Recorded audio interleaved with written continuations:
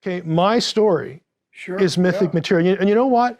Just to the critics out there, your story's mythic material too. Because none of you could write the story of your own life and have it conform to academic standards of being history, but you know that it happened.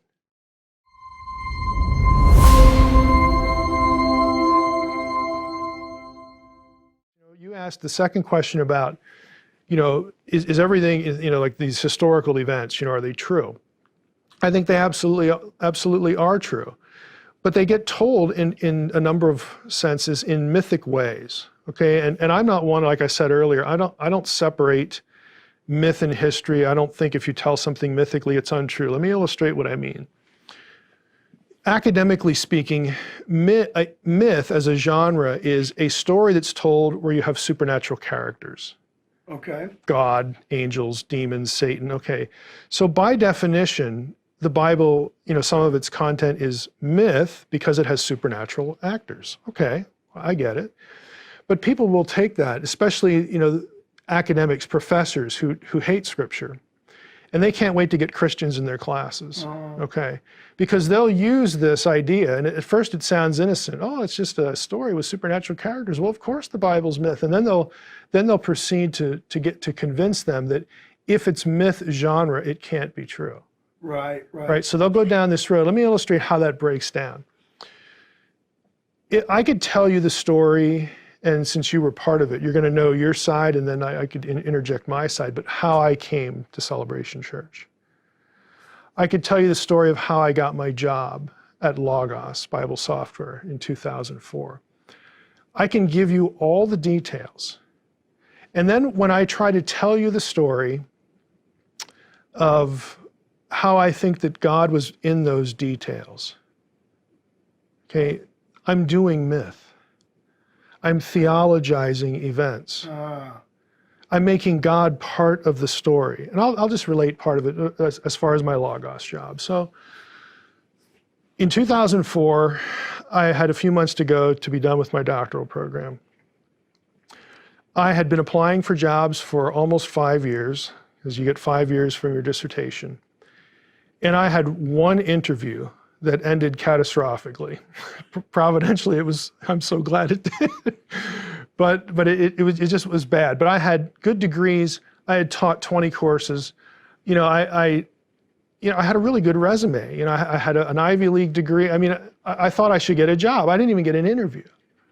So I'm really kind of low. I've got a couple months, and I've managed to cobble together. I went to school. It took me 15 years to get through. I worked full time the whole time, 4 or 5 jobs at a time. It was crazy, okay? So I know in 2 or 3 months, my main job, my TA-ship, is going to disappear because I'm done. With that goes my benefits, and I have no prospects at all. So I'm driving home one day, and I get home, and it's the middle of the month. How do I know it's the middle of the month? Because the chronology here is important. So it's the middle of the month, and there's nobody home, and I walked into our bedroom, and I sat down at the computer, and I'm talking to myself while I'm doing this, like, don't check the job boards again.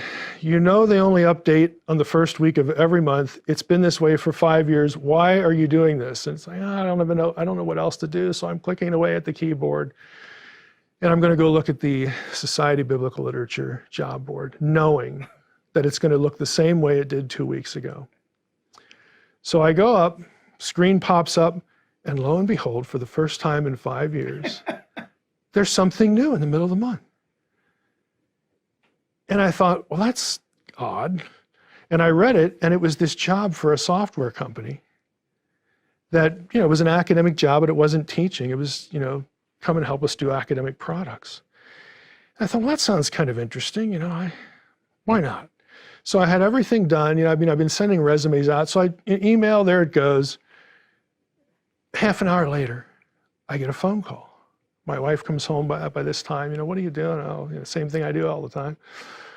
I get this phone call, and it's a guy at the software company. That turns into a conference call, and I'm on the phone for an hour with these people, at the end of which the guy says, well, why don't we, we'll fly you out here and you'll, interview for the job and, we'll get to know you. And I'm thinking, oh, well, why not? It's a vacation, 2 or 3 days in Washington, why not? And I'm not thinking anything at this point. So to shorten the story, I went out, we interviewed, there were 3 people in the department. I met them all, we had dinner, did the whole job interview schmooze, the whole thing. And at the end of it, I expected to hear, well, it was fun to meet you, we got to talk about you in a couple of weeks, we'll get back to you and blah, blah, blah, blah, blah. So I walk into the CEO's office and he says, well, we've decided to offer you the job. And I didn't know what to do. It's like, really? Like, you're kidding, like, I didn't know what to do. I found out years later that when they posted the job, it had only been on the site for about 10, 15 minutes to when they got my resume. So literally, when I was, right, what a coincidence. When I was driving home from school that day, the job literally didn't exist. By the time I hit my house, it did exist. I sat down and I couldn't talk myself out of doing it. There it is. I applied. They said, you were the only one that we looked at. You're the only person we interviewed, and we had you out, and you know the rest of the story. Now, I can tell you all of those facts, and I can suggest to you, and I will suggest rather strongly, that God was in that. Yes. What I've just done is I've taken historical data points. All these things happen. They're even time-stamped because it's email, everything's real here. But I've taken the story and I'm attributing God's hand to it. I'm theologizing history. I'm mythicizing it. Wow. Does that mean that the story is not true? Further, I don't have other eyewitnesses, even my wife. I could have just been making up the phone call. She wasn't on the call. She doesn't know that I talked to Bill and Bob and Dale. She doesn't know any of this. I don't have corroborating witnesses. I don't have things written down and footnoted and notarized and validated. I don't have alternate sources. I don't have all the things that professional historians would insist I must have to tell a true story. I don't have any of that. But you know what? I was there. Okay, I was there, and you bet I'm going to theologize that story. Yes, of So course. this is what Scripture does. Okay, there are things that happen in real time. Yes, they get written a lot later.